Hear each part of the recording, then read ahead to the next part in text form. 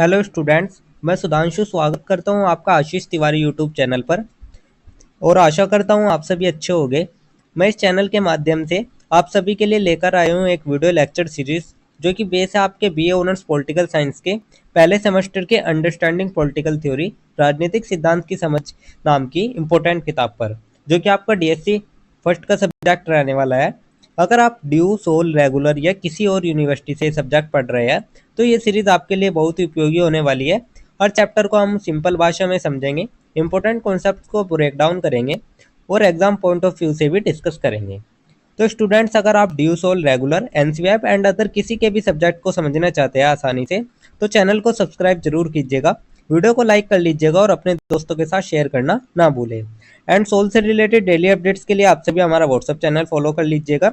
तो चलिए शुरू करते हैं हम आपका अंडरस्टैंडिंग पॉलिटिकल थ्योरी सब्जेक्ट के सिलेबस से। तो सबसे पहले हम अभी इसमें सिलेबस देख लेते हैं।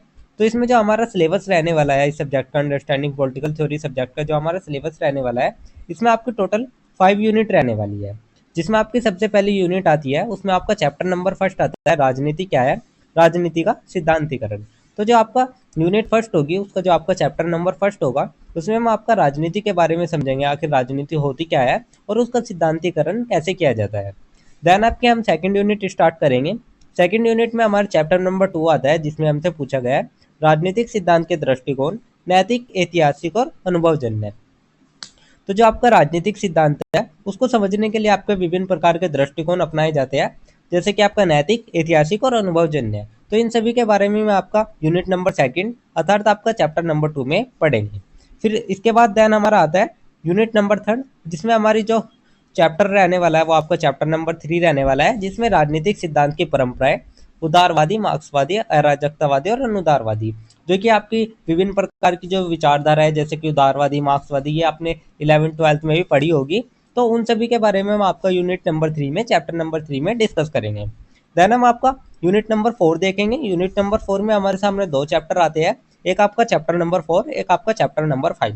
चैप्टर नंबर 4 में हम आपका नारीवादी परिप्रेक्ष्य के बारे में समझेंगे, जो आपका नारीवादी, जो आपकी एक प्रकार की विचारधारा है, उसके बारे में समझेंगे। उसके बाद जो आपका उत्तर आधुनिकतावाद है, उसको हम आपका चैप्टर नंबर 5 में कवर करेंगे। देन आपकी जो लास्ट यूनिट आती है वो आपकी 5th यूनिट आती है, जिसमें हम आपका आता है चैप्टर नंबर 6।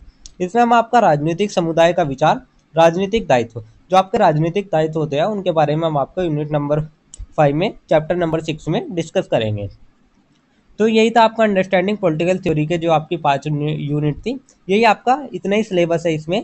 अगर आप ये 5 यूनिट कवर कर लेते हो तो आप अपने एग्जाम में अच्छे खासे मार्क्स गेन कर पाओगे। तो चलिए हम आपका सबसे पहले स्टार्ट करते हैं आपकी फर्स्ट यूनिट। तो स्टूडेंट, मैं आपका स्वागत करता हूँ बीए ऑनर्स पॉलिटिकल साइंस के पहले सेमेस्टर की अंडरस्टैंडिंग पॉलिटिकल थ्योरी सब्जेक्ट के फर्स्ट यूनिट के इस लेक्चर में। तो आज हम जानेंगे कि राजनीति क्या होती है, उसका सिद्धांतीकरण कैसे किया जाता है और जो आपका ये विषय है ये हमारी जिंदगी और समाज के लिए क्यों जरूरी है। तो इसमें हम आपका सबसे पहले एक छोटा सा परिचय देखेंगे। परिचय में हम आपका देखेंगे राजनीतिक सिद्धांत हमें यह समझने में मदद करता है कि समाज में सत्ता, अधिकार, न्याय और स्वतंत्रता कैसे काम करते हैं।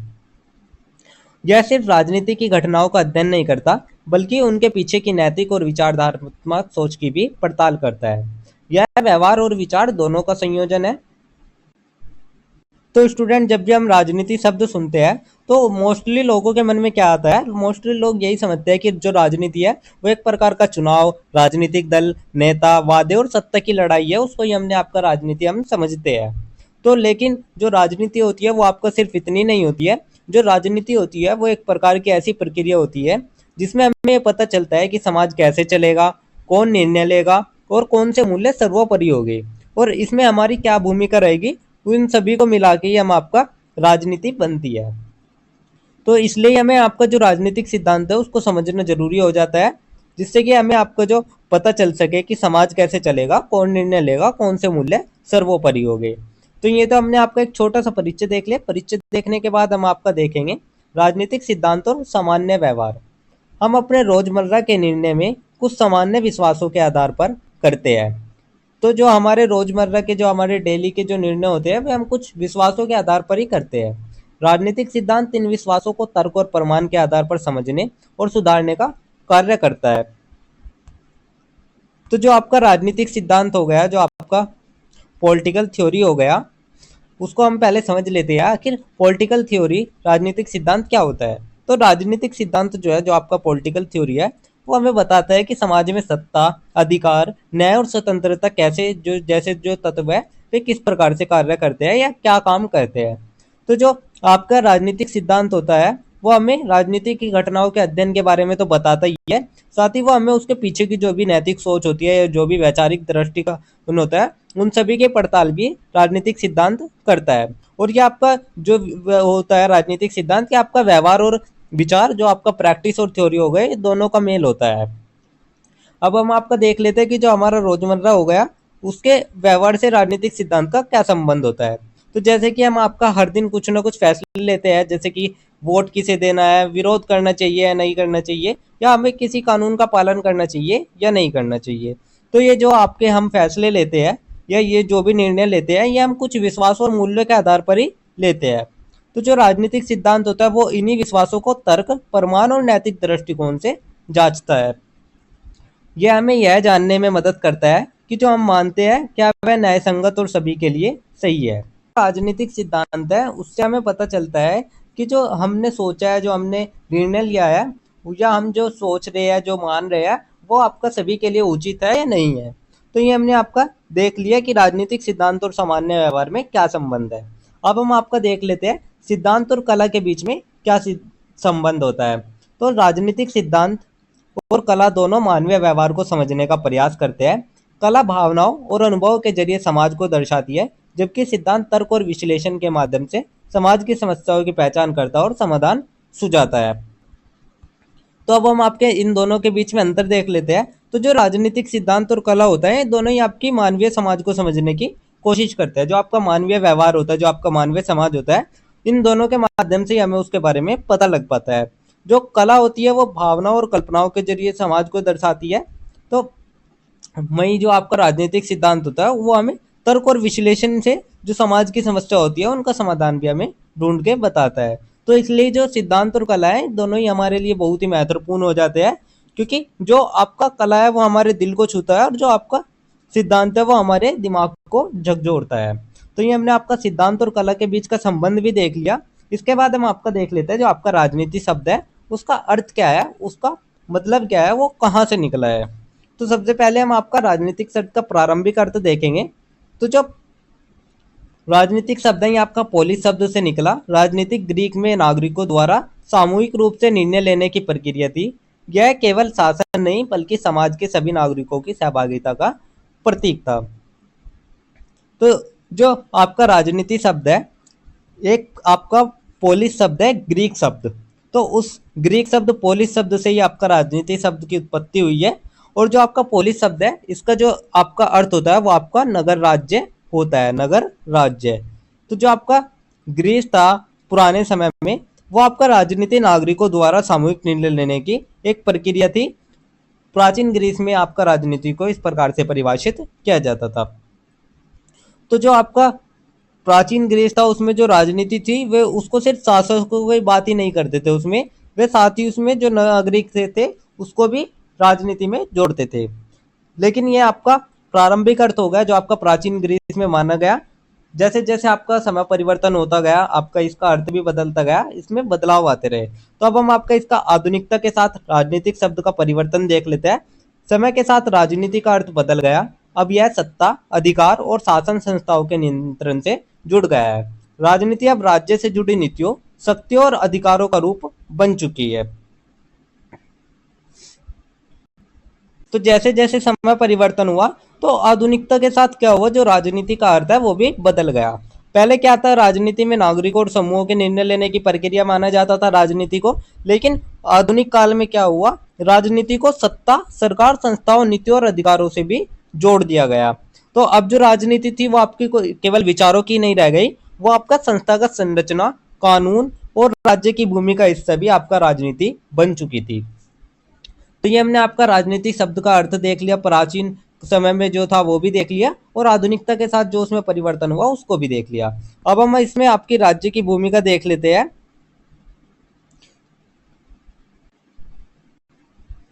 तो आधुनिक युग में राज्य सत्ता का केंद्र बन गया। न्यायालय, नौकरशाही, पुलिस, संसद आदि जो संस्था है वे राज्य के अंग है जो राजनीतिक प्रक्रियाओं को संचालित करते हैं। तो एक ही प्रकार से ये वही बात हो गई कि जो राजनीति है वो अब केवल विचारों की नहीं रह गई, बल्कि उसमें आपका संस्थागत संरचना, कानून और राज्य की भूमिका भी राजनीति में आ चुकी थी। तो ये हमने आपका राजनीति का अर्थ से संबंधित कुछ मुद्दे देख लिए। अब हम आपका चिंतन के विभिन्न क्षेत्र देख लेते हैं। तो जो आपका राजनीति का अध्ययन किया जाता है वो आपका 3 स्तरों पर किया जाता है। एक आपका व्यक्तिगत, दूसरा आपका राज्य और व्यक्ति के बीच, थर्ड आपका अंतर्राष्ट्रीय स्तर। तो जो आपके ये स्तर है, इन तीनों स्तर पर ही हम आपका राजनीति को समझते हैं। जैसे कि आपका व्यक्तिगत स्तर हो गया, उसमें हमारा आप गया हमारी नैतिकता, हमारी जिम्मेदारी, हमारा आत्मनियंत्रण। और राज्य और व्यक्ति के बीच जैसे कि हमारे कोई अधिकार या कर्तव्यों का संतुलन हो गया। अंतर्राष्ट्रीय स्तर पर हम देखते हैं जैसे कि राष्ट्रों के बीच संबंध हो गए, या राष्ट्रों के बीच जो भी युद्ध हो गए, शांति हो गई, या न्याय और सहयोग जो भी हो गया, उन सभी को हम आपका अंतर्राष्ट्रीय स्तर पर समझते हैं। तो यही आपके 3 स्तर है, जिन 3 स्तरों पर हम आपका राजनीति को समझते हैं। इसके बाद हम आपका देख लेते हैं कि जो आपका राजनीतिक सिद्धांत है वो क्या नहीं है। और राजनीतिक कुछ आपका जो विचारक है उन्होंने बताया कि जो राजनीतिक सिद्धांत है वो आपका कुछ कॉस्मोलॉजिस्ट या राजनीतिक सिद्धांत नहीं है, ये आपका कुछ विचारकों ने बताया। तो इसमें आपका सबसे पहला आता है क्या नहीं है, मैं सबसे पहला आता है कॉस्मोलॉजी और राजनीतिक सिद्धांत। कॉस्मोलॉजी धर्म और परंपरा पर आधारित होती है, जबकि जो राजनीति है वो सिद्धांत तार्किक, विवेकशील और परिवर्तनशील होता है। यह वैज्ञानिक और आलोचनात्मक दृष्टिकोण अपनाता है। तो जो आप राजनीति है उसको हम कई बार धर्म या मिथकों से जोड़ देते हैं, लेकिन ऐसा नहीं है, क्योंकि जो राजनीति होती है वो कोई धार्मिक कल्पना नहीं है, वो कोई कॉस्मोलॉजी नहीं है, वो आपका एक प्रकार के तर्कशील, वैज्ञानिक और बदलती हुई सोच पर आधारित होती है। तो सबसे पहले तो हमने आपका देख लिया कि जो आपकी राजनीति है वो आपका धार्मिक कल्पना पर आधारित नहीं है। दूसरा जो आपका आता है वो आपका सिद्धांत और विचारधारा आता है। विचारधारा किसी खास लक्ष्य या वर्ग का पक्ष लेती है, जबकि सिद्धांत सभी दृष्टिकोण को जांचता है, निष्पक्षता से सोचता है और स्वतंत्र आलोचना करता है। तो जो आपकी ये जो विचारधारा है, ये आपकी राजनीति जो है ये आपकी एक प्रकार की विचारधारा भी नहीं कह सकते, हम इसको आइडियोलॉजी भी नहीं कह सकते, क्योंकि जो आपका किसी एक पार्टी या वर्ग के पक्ष में हो, तो इसी प्रकार की हम इसे कोई विचारधारा भी नहीं कह सकते, क्योंकि ये आपका सिद्धांत के आधार पर चलती है और सभी चीजों को जांचती हुई चलती है। तो ये हमने आपका देख लिया, जो आपका राजनीतिक सिद्धांत है वो आपका किसी तरह की विचारधारा नहीं है और किसी भी तरह का कोई धार्मिक कल्पना पर आधारित भी नहीं है। तो ये हमने आपका कुछ देख लिया। अब हम आपका देख लेते हैं राजनीतिक विज्ञान और राजनीतिक सिद्धांत। तो दोनों के बीच में क्या अंतर है, हम उन अंतरों को समझ लेते हैं। राजनीतिक विज्ञान वस्तुनिष्ठ तथ्यों पर आधारित होता है, जैसे कि चुनाव, राजनीतिक दल और संस्थाएं। वहीं राजनीतिक सिद्धांत मूल्य आधारित होता है, यह पूछता है क्या यह न्यायपूर्ण है, क्या यह नैतिक है। तो जो आपका राजनीतिक सिद्धांत होता है, जो आपका पॉलिटिकल साइंस होता है, वो आपका तथ्यों, आंकड़ों या फिर जो भी संस्थाओं के अध्ययन है उन सभी पर केंद्रित होता है। जैसे कि आपका चुनाव हो गया, या राजनीतिक दल हो गया, संस्थाएं हो गई।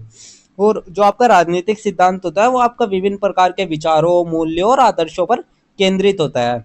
जैसे कि आपका न्याय हो गया, स्वतंत्रता हो गया या समानता हो गया, इन सभी को हम आपका राजनीतिक सिद्धांत के अंतर्गत देखते हैं। तो ये हमने आपका राजनीतिक विज्ञान और राजनीतिक सिद्धांत के बीच क्या अंतर है, क्या संबंध है, उसको भी देख लिया।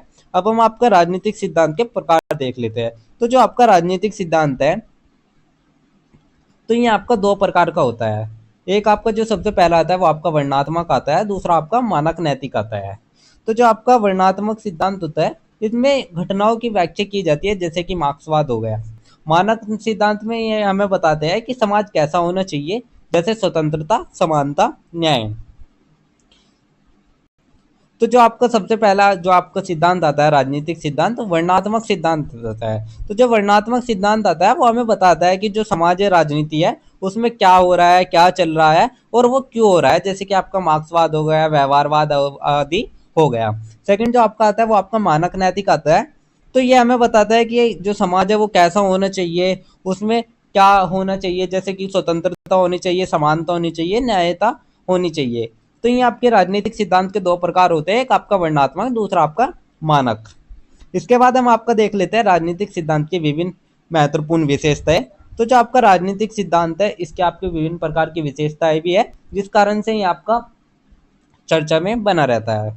तो यह आपका विचारों की बहुलता को स्वीकार करता है, यह मूल्यों की पड़ताल करता है जैसे न्याय, अधिकार, स्वतंत्रता, यह सोचने और समझने की शक्ति को विकसित करता है, यह पूर्वाग्रहों की समीक्षा करता है और नए दृष्टिकोण को अपनाता है। तो जो आपका राजनीतिक सिद्धांत है, ये आपके विभिन्न प्रकार के विचारों को एक जगह देता है, जैसे कि आपका जो आपका मार्क्सवाद हो गया या समाजवाद हो गया या किसी भी प्रकार की जो विचारधारा हो गई, उन सभी को एक जगह देता है, उनके एक आश्रय के रूप में होता है। और ये आपकी मूल्यों की समीक्षा करता है, जैसे कि आपका न्याय की, अधिकार की, स्वतंत्रता की, या आपका सोचने और जो आलोचना करने की शक्ति है उसको भी हमें बढ़ाता है, क्योंकि इसमें हमें जो उसके अंदर की जांच पड़ताल कर ली जाती है, तो हम उससे आपका उसकी आलोचना कर सकते हैं या उसकी विशेषताएं बता सकते हैं। और ये आपके पूर्वाग्रहों को भी तोड़ता है, जो कि आपके एक नए दृष्टिकोण अपनाने को प्रेरित करता है। तो ये हमने आपके राजनीतिक सिद्धांत की कुछ महत्वपूर्ण विशेषताएं देख ली। इसके बाद हम आपका देख लेते हैं मानक और वर्णनात्मक सोच। तो सबसे पहला आपका जो आता है वो आपका मानक सोच आता है। तो मानक सोच अर्थात नॉर्मेटिव आता है, ये आपके आदर्श की बात करते हैं, हमें समाज को कैसा बनाना चाहिए उसको ही हम आपके एक प्रकार की मानक सोच कह सकते हैं। दूसरा आपका जो आता है वो आपका वर्णनात्मक सोच आता है, ये हमें बताता है कि समाज वास्तव में कैसा है और क्यों है। तो ये आपकी दो प्रकार की सोच होती है, एक आपका नॉर्मेटिव, दूसरा आपका डिस्क्रिप्टिव। तो ये दोनों ही सोच के बारे में मैंने आपको बता दिया। इतना सब लिखने के बाद हम आपका एक छोटा सा निष्कर्ष लिख देंगे। निष्कर्ष में हम आपका ओवरऑल यही देख लेंगे कि जो आपका राजनीतिक सिद्धांत है वो केवल सत्ता या नीति का अध्ययन नहीं है, वो एक ऐसा माध्यम है जिससे हम अपने समाज, संस्थाओं और मूल्यों को समझते हैं। यह समझने, सोचने, तर्क करने और एक बेहतर समाज की कल्पना करने की दिशा दिखाता है। तो एक प्रकार से टोटली हम ये कह सकते हैं, जो हमारा राजनीतिक सिद्धांत है वो आपका एक प्रकार का ऐसा उपकरण है या फिर एक ऐसा तंत्र है जो कि हमें सोचने, सवाल करने या एक बेहतर समाज बनाने के लिए हमारी मदद करता है। तो यह हमें केवल इतने नहीं बताता कि जो सत्ता है वो कैसे चलती है, बल्कि ये हमें साथ साथ ये भी बताता है या ये भी पूछता है कि सत्ता कैसी होनी चाहिए और किसके लिए होनी चाहिए और किस आधार पर होनी चाहिए। तो एक तरीके से हम आपका यही कह सकते हैं, जो आपका राजनीति है वो आपका नेता और चुनाव की नज़र से नहीं देखा जा सकता, वो आपका राजनीतिक सिद्धांत वो आपको उसी गहराई में ले जाता है। तो इसी प्रकार से हमने आपका एक छोटा सा निष्कर्ष देख लिया।